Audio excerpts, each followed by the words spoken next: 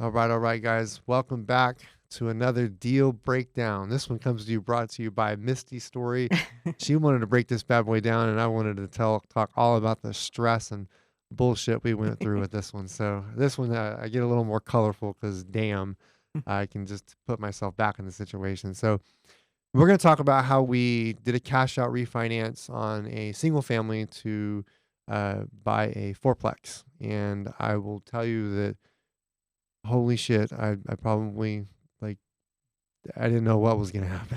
So that about explains the entire deal from start to finish. And in the midst of this, before I start, and in the midst of all this, mind you that I competed in jujitsu a lot, and very regularly. And the largest jujitsu tournament was coming up, which was the Master Worlds for my age bracket. And I could not focus at all. I even had a conversation with a friend of mine. I was like, my head's not in this game. And it's because of this particular, I'll never forget this because of what we went through. I just cringe thinking about how we were able to just Pull it out. or push it through. I don't know which one's worse. Oh, I don't know. So let's start with it. So we found a fourplex. Well, we bought a property in 2017, Okay. single family home, and held on to it for a while, just buy and hold. And this one we actually owned with my parents, hmm right? Yes. And so it's buy and hold property. It's had tenants in it for a long time, just kind of same old, going along. And then finally we, uh, No, you gotta back up. My mom was like, I don't like this. I want to get rid of this thing. It's horrible. yeah, she wanted to sell it multiple times. My dad's like, I'm never gonna get any money out of Yeah, this. he's like, This I'm is never gonna see anything out of this property. So, like you're out of and your mind, we're Dad. You can like, drive by and see just it. sit on it. It'll Just sit do on it. something. And we bought it for 130, by the way. Yes, 132. 132. 2017, bought it for 132. We just sat on it. Yeah, Um, barely been in the damn thing. We still see it. Um, every once in a while we drive by it, but I mean for the yeah. most part, and we still have it. So bought for 132. hmm My dad, I remember, they're all like, this is the highest price, and I'm like, this is gonna go up. It's gonna go up. Y'all just watch, And I remember walking this property, going, it was kind of like our buddy John. He's like him and his wife. It's a shithole. We'll take it. It's a shithole. I'll take the property, and I was totally fine with it. It was in an area that I like, and it was an area that I wanted to purchase in. We actually have several properties within the city that we Yeah. were in, but we bought it for 132. We put down what? We put down 12,500 each. Yeah. 12,500 Somewhere each, in and and so we sat on it. there. They wanted to sell it, and we had to talk them out of it numerous times. And so we're like, okay, well, we now we have a way for you to get something out of it. Yeah. What we're going to do is we're going to do a cash out refi. The values have appreciated, and so we can pull some money out of it. And by this time, your dad has come into the light. Or did he come to the dark side? Yeah. My mom's still like, I want to sell it. I just want to sell it. And he has learned more about real estate by this point, and has realized that it's one of the best investments out He's thinking, damn, my 401k and all this other stuff. I was duped. there. No, So I tease him, but I mean, he's come a long way. he started studying and learning, and my mom was still like, and my mom doesn't actually sound like that, but she's, my impression of, I don't want to sell it, just you wanted to get rid of it, but I, when you don't know, you don't know. That's what my dad, I remember telling us. He's like, I just didn't know. You gave him the shot. Yeah. And Misty calls it the Matrix shot. Like you get hit with it, and you're like, oh snap, the world changes. That's about what happened. But it took forever to hold him down and just stab him with it. The Black Widow. Yeah, the Black Widow. There you go. The Black Widow shot. The movie Black Widow. They hit him with the shot, and they're no longer Black Widows. They're no longer controlled. Yeah. Mind controlled. But, so anyway, so we decided to do a cash out refi so that we can go bigger and get into multifamily. And so we didn't have a property in mind or anything. We were just concentrating on doing the cash out refi. So we started that process. Now, when a cash out refi starts, I get to perusing along. I start digging around and I'm like, ooh, piece of candy. Sure enough. And but remember when the appraisal came back and it was like some low number, like we were expecting like 225 or Mm-hmm. so, and It was 230 is our goal. yeah, and it came back like at 200 or 198 or something like that. Well, hold on, you're jumping ahead. Back up the ship. We're going through the cash out refi. We haven't even gotten an appraisal. We don't know how much money we're taking out, right? Mm-hmm. That hasn't even been said yet. I find a fourplex, and I was like, Day one on the market. I reached out, I sent them over an offer. They accepted, and I didn't know how the hell I was going to finance this thing. I had no earthly idea. I didn't know how much money. I knew about what we could probably take out of it, just out of just knowing the numbers and the guesstimations and things. And I thought I can get about this. We should be able to cover the full down payment for the with the cash out for the fourplex. And because we offered like 485 and we ended up getting it for 440, but we were able. We did a full price offer. Yeah, we did a full price offer, but I knew we can cover. Like I knew I was like, we can cover that, right? We'll figure it out. That was the longest 2 months I'd ever had in my life, because I remember during our option period scrambling. Yeah. And we did ask for a longer option period, just because it had, 4 different tenants and they all had crazy schedules. Yeah. And we wanted to be able to see all the units. But I remember during the option period, they accepted, and behind the scenes, the agent on the deal had no idea that our financing was not happening. Like we were gonna use not certain. Not certain. Well, yeah, it was gonna happen. It just wasn't certain. So they think everything's moving along fine, and in the meanwhile, I'm over here like, wigging out. I can't pay attention to training jujitsu. I'm not even able to focus on the big tournament coming up. It's Misty and I are which we have a great relationship. We get along very well. We enjoy each other's company, but when it comes to that shit, it's about the most we're at each other's throats, because we don't know. We know that we'll make it happen. It's not our first round doing it, but we know it just takes time. So we were going to use a line of credit, and then the line of credit just ended up becoming a horrible way of getting. And so we're like, fuck, what are we going to do now? Now we got to do something else, because this line of credit's not going to work. So we started, every option. We even contacted our hard money lender and was like, what do you think? And they're like, it's not going to work, not with us. And we're going every single route we can to try to knock this thing out the park. And it took some time to get that. In fact, we still didn't even know. We had to almost make a decision, and correct me if I'm wrong. This is my point of view. You can tell me yours, Misty, what you think. I remember we had to make a decision, like me and you out the driveway talking, and had to say, hey, at the driveway of our house, just sitting out talking, patio, and basically saying, are we going to do this? Because if we're going to do it, the money goes hard tomorrow. Yeah. And if we do, we got to figure this out. And we still didn't even know how much we were going to get on the cash out refi. Like we had no clue, but I still had like a number that I thought we were going to get.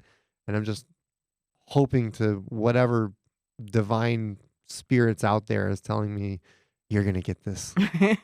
What was your take on that? Yeah. We were like down to the wire, and still no funding. Yeah. Or we were uncertain of which direction we were going with the funding. And so, we just had to say, okay, we're just going to let it go hard and figure it out. and not just the direction of the funding, uncertainty of the funding, uncertainty of the down payment. Yeah. And the down payment is a $96,000 down payment. Was that right? Yes. $96,000. I don't know where the hell this thing's coming from. But I knew for damn sure we were going to find $96,000. So there's your lesson there. So the money went hard. We went through everything we needed to go through, and we ended up doing, that was a lot of rigmarole for the financing, right? We had a lot of back and forth, and we had a good the person that we used to do the financing, the mortgage broker, was great. Mhm. We got a lot of love for him. He did a great job on it. His name's just I give you guys some trade secrets. His name is Eric Reish. He did a great job on it, and so we really loved working with him. But there was still a lot of back and forth that was going on between For that cash out for refi. that cash out that cash out refi, because A lot now of it was tenants scheduling for the appraisal and right. stuff. So go through that. So the Yeah, tenants the tenants were only available to let the appraiser come over and look at the house like Friday afternoons after 3 or something. And appraisers don't want to work there. yeah. And so it took a while to get the appraiser out there, but I was okay with it because we were just doing the cash out refi. And then we found the property, and then I was like, "Oh, we got to get this going." Yeah. Because we didn't have a property in mind when we started the process, and then all of a sudden we stumbled upon a property, and the clock was ticking. So but anyway, we got the appraisal done, and it came back, and we were expecting around 225, and it came back at like 200 or 198 or something, and we were like, We don't what that's not gonna the meet heck?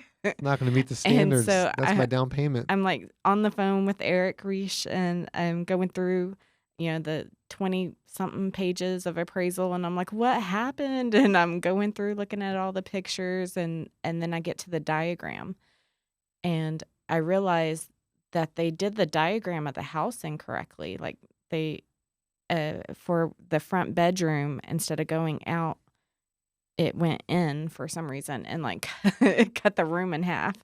And I was like, wait a minute. He mi- And their square footage is way off. he missed that damn appraisal school. The appraiser missed that was absent that day. And I was like, this doesn't make sense. And then I calculated the square footage, and I was like, yeah, y'all have this wrong. You're like cutting this room in half. And so I sent that information to Eric, and he sent it on to the appraiser, and they ended up having to readjust. And thank God. Yeah, it came back at like 232 or It was 235. 230. Something. Okay. 230. Yeah. My experience has been on cash out refinances. You tell them how much is valued at what you want to get out. I could be completely wrong, guys. I mean, I know we're experienced investors, but I could be totally wrong. But my experience has been is You I name want, it. yeah.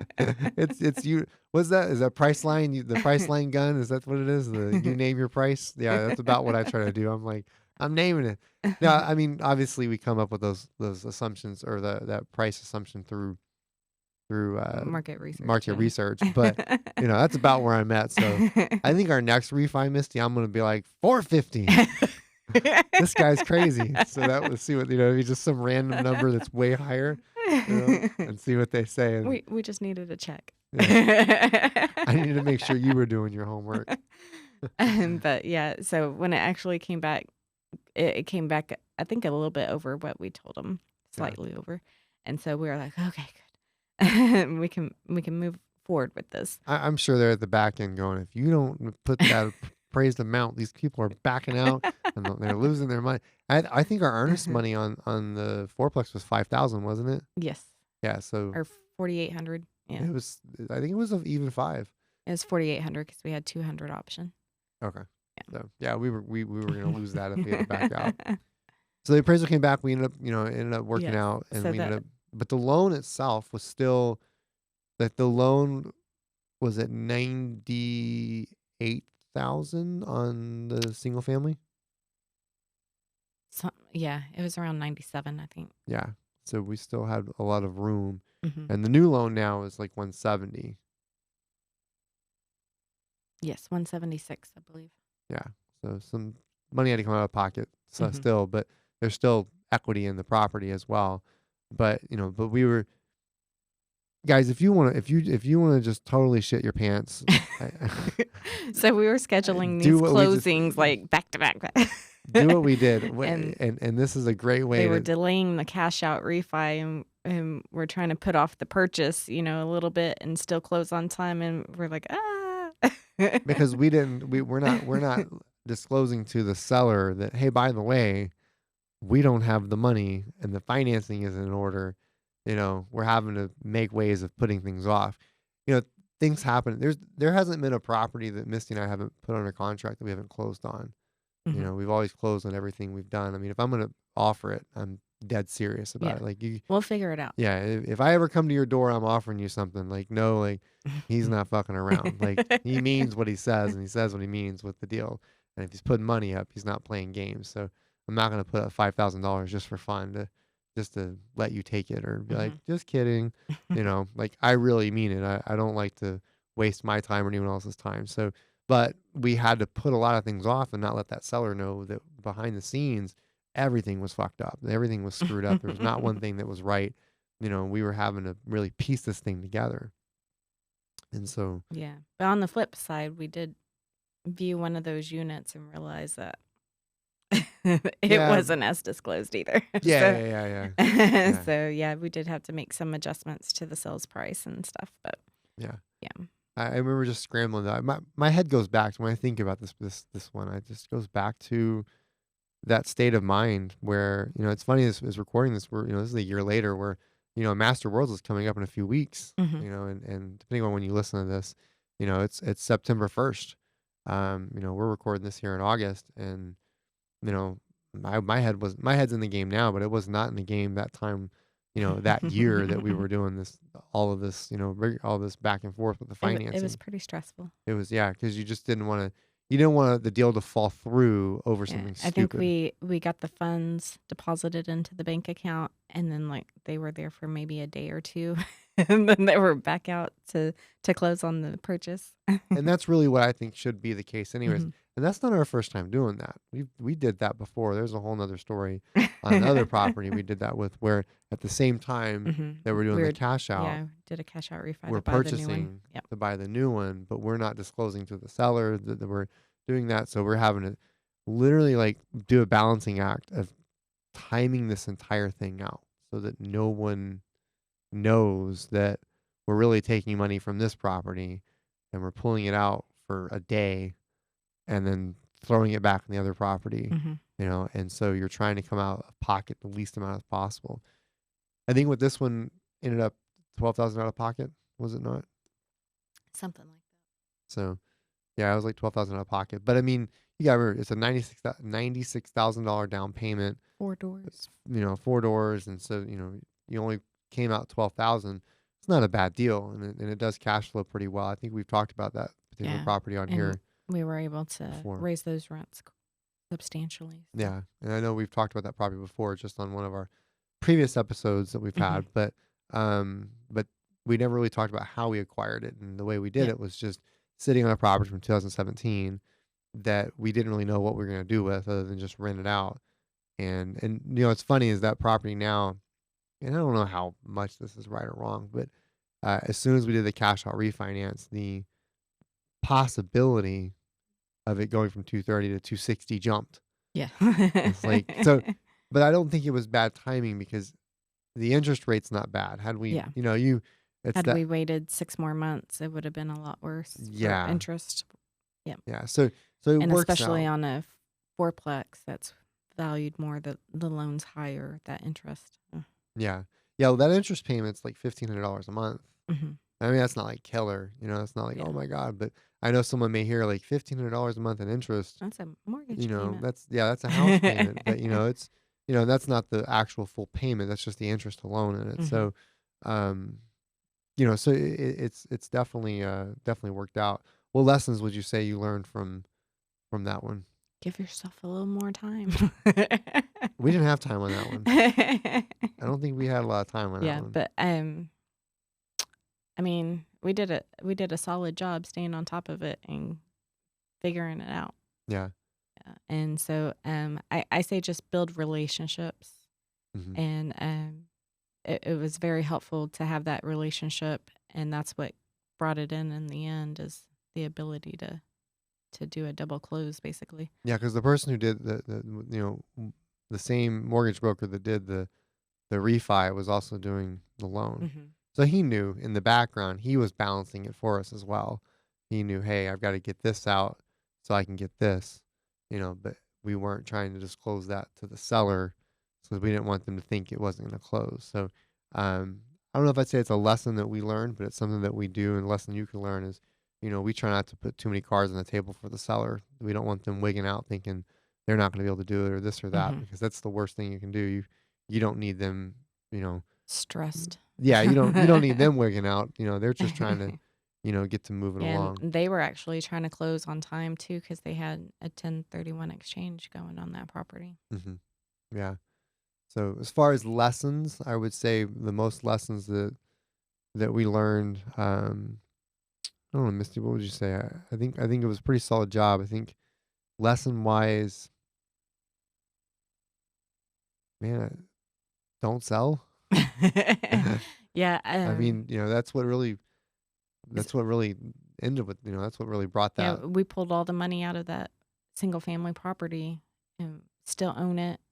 All our money's out of it, Hmm. and it allowed us to purchase a fourplex, Yeah, and which we'll do gave the us four same thing more on the doors. fourplex. When the Yeah. step down period, it's on a 3-year step down, and when that's over, we'll do the same thing. We'll probably cash out, refinance that, and then go even bigger because now we have a larger spread. We Hmm. should have a much larger spread than what the single family had.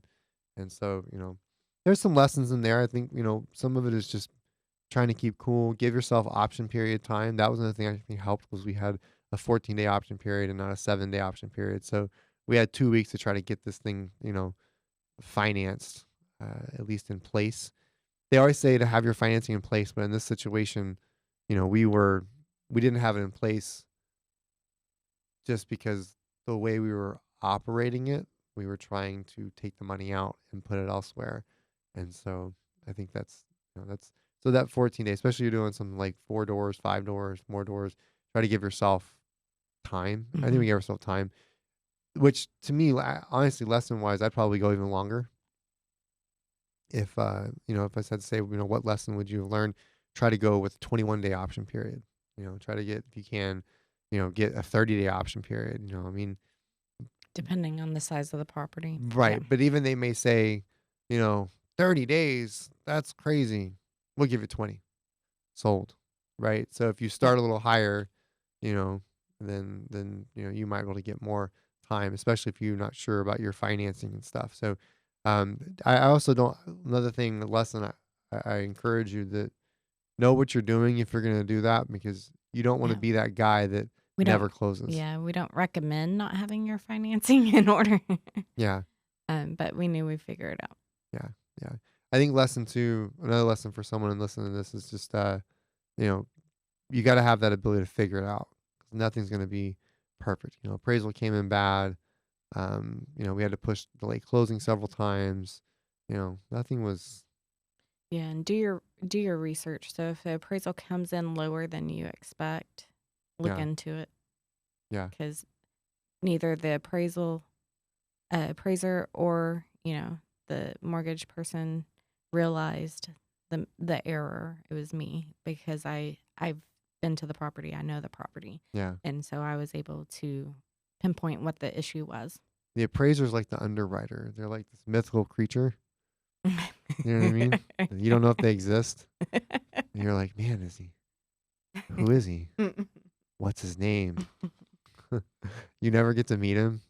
Was that meme where they said, I want a wrestler name as scary as, that's gonna strike fear, and it says the underwriter. Yeah, that's the appraiser too, because those strike is, that's what they go by the appraisal. So lessons learned on that. Again, it was a good one. Worked out well. And just be serious when you go to buy, and that's it. Don't uh don't step up to the plate if you're not serious. Mhm. Don't waste people's time. I think that's really what it comes down to. So, any other things you want to add to that one, Misty? I think that's Yep, that was the most stressful deal I'd had it. in my entire investing career up to this point. I think that Stay was, positive though. yeah. No, it worked out. Yep. But I can tell you what, I was getting tapped out a lot in my rounds. In my jujitsu training, I was getting tapped out all the time. My head wasn't in the game, but we made it happen. Yep. It happened. So, guys, I hope you guys learned some lessons from that. Some things you can take away from that when you hear that. And don't be afraid to be in a stressful situation. And we'll catch you guys next time.